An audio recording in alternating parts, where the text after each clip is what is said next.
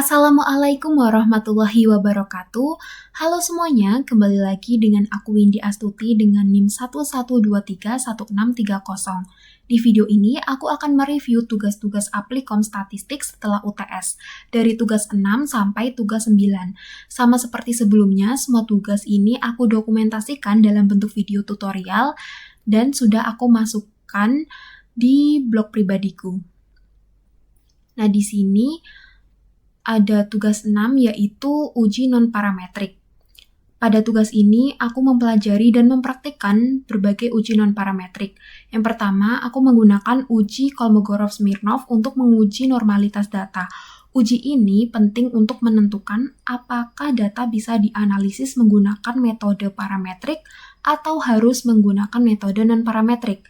Selanjutnya menggunakan uji Friedman, yaitu alternatif dari ANOVA satu arah, tapi untuk data non-parametrik. Uji ini digunakan untuk melihat perbedaan lebih dari dua kondisi atau perlakuan dalam kelompok yang sama. Kemudian menggunakan uji Wilcoxon yang merupakan alternatif dari per sample t-test untuk melihat perbedaan antara dua kondisi yang saling berpasangan dalam data non-normal. Nah, dalam video ini, aku menjelaskan langkah-langkah pengujian di SPSS dan cara membaca outputnya, terutama bagian nilai signifikansi.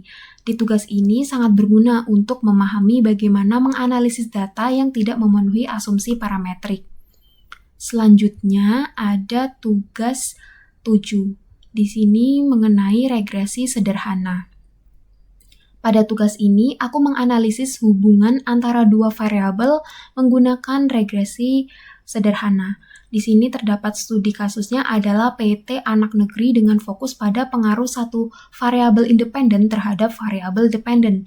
Di sini menggunakan uji korelasi person untuk melihat hubungan antara dua variabel dalam data tersebut.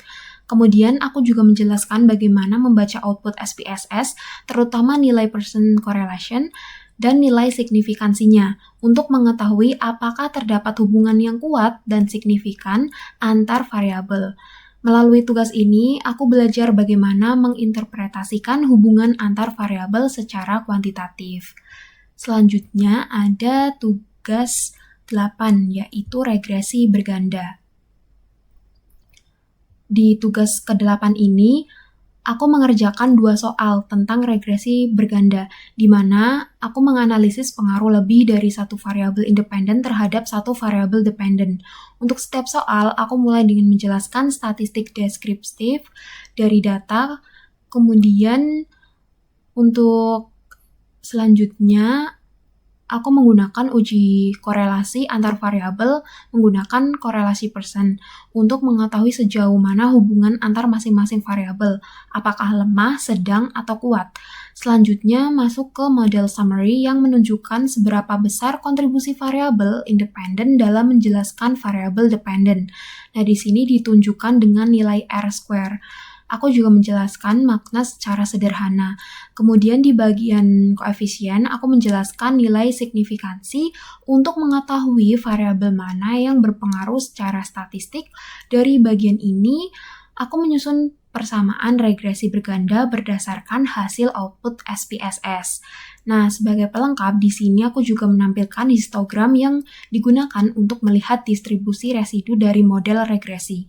Ini penting untuk memastikan apakah model memenuhi asumsi normalitas.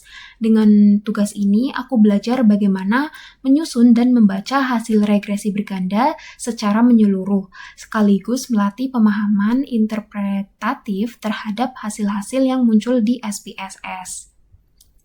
Selanjutnya ada tugas 9. Nah, di tugas 9 ini membahas mengenai skala Likert, di mana menggunakan uji validitas dan reliabilitas. Di tugas ini, aku mengelola data survei yang menggunakan skala Likert untuk mengukur dampak media sosial. Analisisnya mencakup uji validitas dengan korelasi person untuk memastikan tiap item kuesioner benar-benar relevan dan uji reliabilitas dengan Cronbach Alpha untuk melihat konsistensi antar item. Aku juga menjelaskan bagaimana cara membaca hasilnya dan kenapa ini penting dalam memastikan kualitas data survei.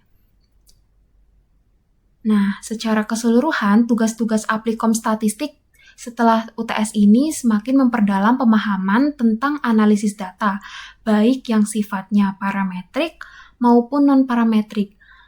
Dengan membuat video tutorial juga membantu untuk mengulang kembali materi dengan lebih runtut dan membagikannya ke blog pribadi jadi salah satu cara untuk berbagi ilmu ke orang lain. Terima kasih sudah menonton video ini. Semoga bermanfaat. Sampai jumpa di video selanjutnya.